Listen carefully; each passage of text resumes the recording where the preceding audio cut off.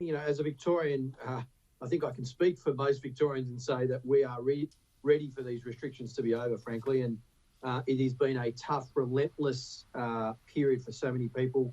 The mental health, in your story, the mental health impacts are severe. The impact on students, we've got 2 little kids. We've been learning from home as well. Casual workers, small business, families that are impacted with the homeschooling, as I mentioned. To your question, I think obviously the modelling that the Victorian government is basing their decisions on is quite conservative, and they're being extra careful because, frankly, we don't want to go back. I think I can also say most Victorians would not want to open up and then have to go back to another lockdown. So I think that's where the cautiousness is coming from.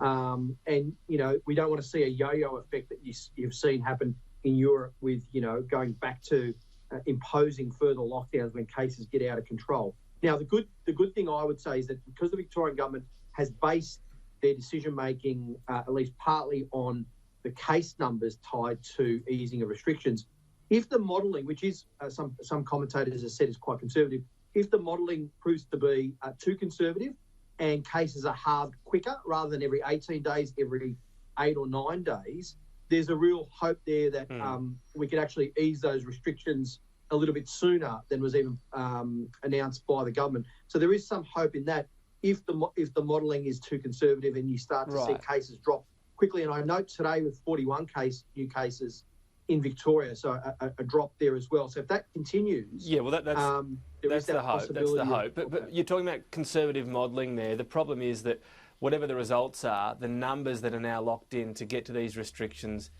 just seem so low, so ambitious. I mean, is there another jurisdiction in the world where its citizens are under this level of lockdown for so long, and at this stage, even if it slows to 5 or 6 a day, they'd still be under curfew? You have to get to below 5 on that 14-day average. Is there anywhere else in the world where it's this conservative?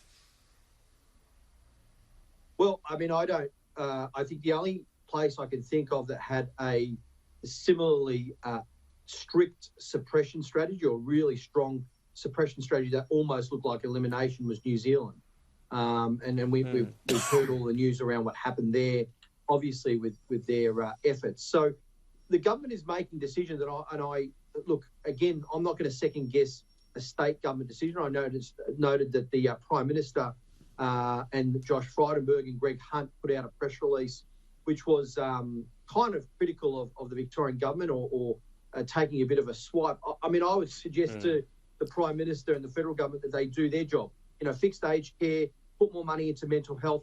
And actually, I've been arguing for a very specific economic recovery plan for Victoria. We've already called at the federal level for JobKeeper to be extended at the rate that it was, particularly for Victorians. But there should be tax relief and other small business measures that support small businesses over the next month in Victoria to try and get them through this particular period.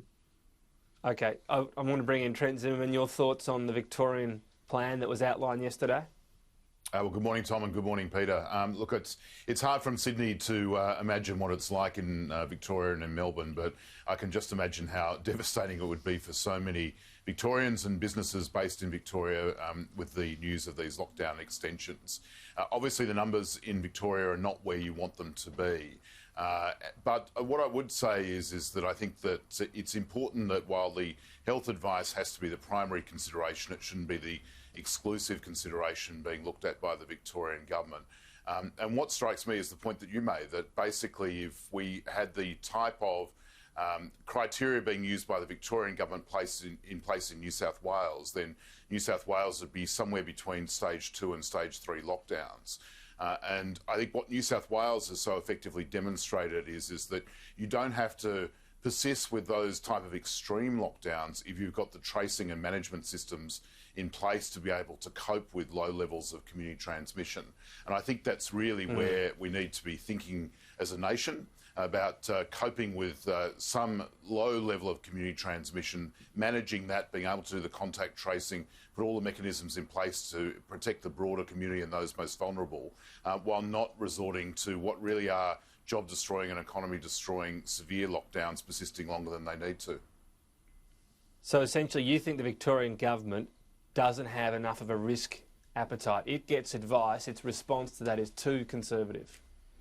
Well, I think the hurdles they're setting, if you look at, I mean, obviously the situation today remains of grave concern from a health point of view, but if you look at the hurdles that they're setting themselves, to say, for example, for their second last step that restaurants can't have indoor patrons until there have been 14 days without a single, not one, a single community transmission, I think is setting the bar very, very high. And that type of conservatism, I think, is what is fueling the angst that we're seeing from so many businesses responding to this today. And the despair that we're seeing today reflects the fact that the roadmap's not providing the hope I think many in the Victorian community were after.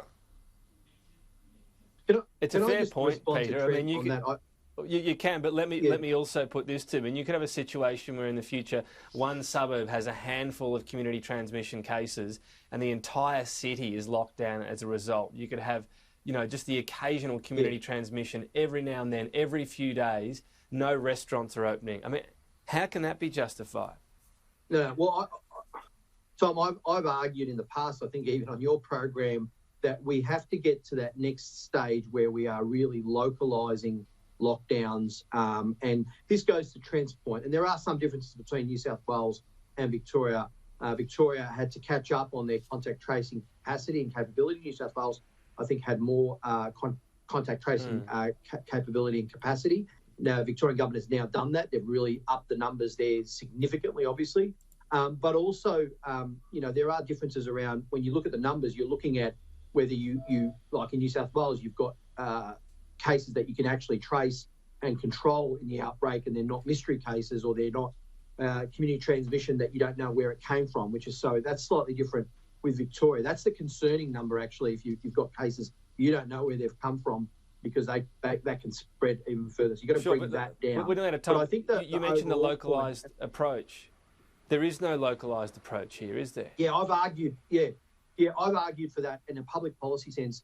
Obviously, the Victorian government is really making sure that we get the numbers way down, below 10 a day, because we don't want to go back to citywide and statewide lockdowns. We actually need to get to a phase where it's COVID normal. Right, of course we don't want to get to that. And I've argued that we should be having... Your argument on a localised approach here hasn't been listened to, has it? I've argued that we should be having contact tracing capacity that is very, very high, so that we don't have to lock down the entire city.